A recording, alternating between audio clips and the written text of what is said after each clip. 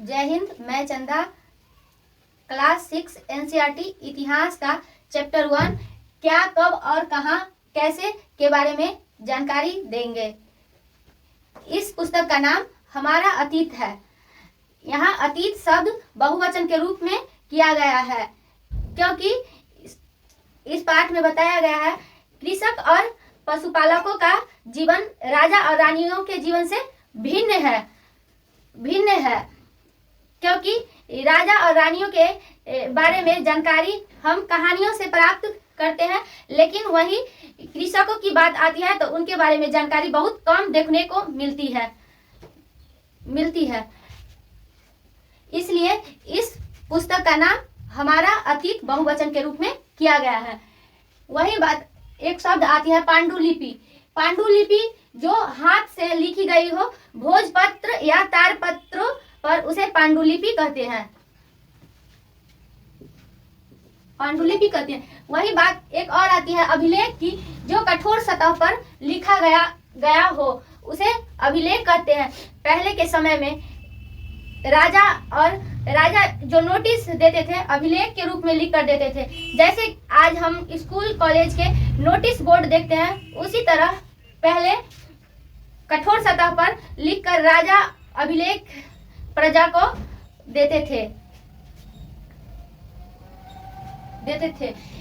अतीत से बनी या फिर अतीत के बारे में लाई गई जितनी भी वस्तुएं है उसका अध्ययन पुरातत्वविद करते थे।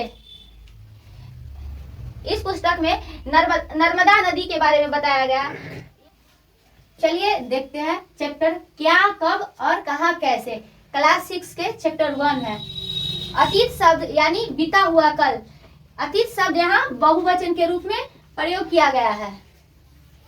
वही एक शब्द और आती है पांडुलिपि। यह हाथों से लिखी गई भुर्ज नामक पेड़ के छाल या तारपत्रों या भोजपत्रों पर लिखा गया है। फिर आती है बात अभिलेख की। यह कठोर सतह पर उत्कृष्ट लेख है। जैसे आज के जमाने में कॉलेज या स्कूल में नोटिस बोर्ड रहता है, उसी प्रकार पहले राजा अपने कुछ नोटिस देना होता था तो ये अभिलेख के माध्यम से जनता को देते थे। नर्मदा नदी, अब बात आई नर्मदा नदी।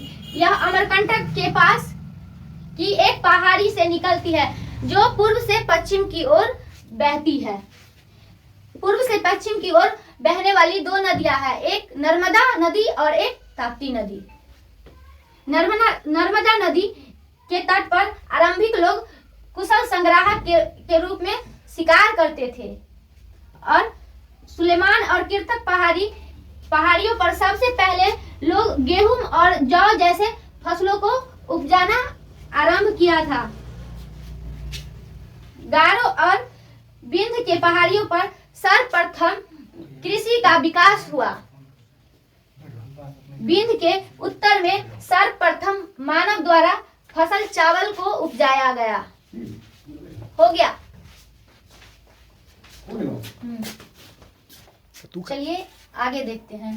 सिंधु तथा इसकी सहायक नदियां। सहायक नदियां वह होती है जो एक बड़ी नदी में मिल जाती है। तो आइए सिंधु की सहायक नदियां के बारे में जानते हैं। इसकी सहायक नदी है झेलम, चिनाब, रावी, सतलज। वही बात आती है गंगा की, तो इसकी सहायक नदियां हैं यमुना, चंबल, सोन। गंगा के दक्षिण में नदियों के आसपास का क्षेत्र जो मगध के नाम से जाना जाता है, जो वर्तमान बिहार है। दक्षिण एशिया में शामिल पड़ोसी देश आधुनिक भारत, पाकिस्तान, बांग्लादेश, नेपाल और भूटान और अफगानिस्तान, चीन, ईरान तथा म्यांमार आदि। चलिए आगे देखते हैं। देश का नाम भारत और इंडिया। इंडिया शब्द इंडस से निकलता है जिसे संस्कृत में सिंधु कहा जाता है। वही बात आती है भारत नाम का प्रयोग। उत्तर पश्चिम में रहने वाले लोगों के एक समूह के लिए किया जाता था। इसका अर्थ संस्कृत की आरंभिक कीर्ति ऋग्वेद में मिलती है। अंग्रेजी में पांडुलिपि शब्द प्रयुक्त होने वाला शब्द मैन्युस्क्रिप्ट, लैटिन भाषा मैन्यू जिसका अर्थ हाथ होता है। अतीत के बारे में जानकारी पांडुलिपि, अभिलेख और पुरातत्वविदों से प्राप्त होता है जिसे स्रोत कहते हैं। अतीत के अध्ययन करने वाले को इतिहासकार कहते हैं।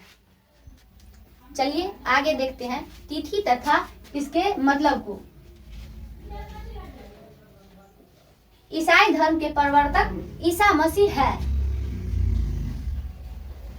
इनके जन्म से पूर्व की तिथियां ईसा पूर्व तथा इनके जन्म के बाद की तिथि ईस्वी होता है। और अंग्रेजी में कहीं देखते होंगे बीसी और एडी। तो बीसी का मतलब है बिफोर क्राइस्ट तथा एडी का मतलब है एनो डोमिनी।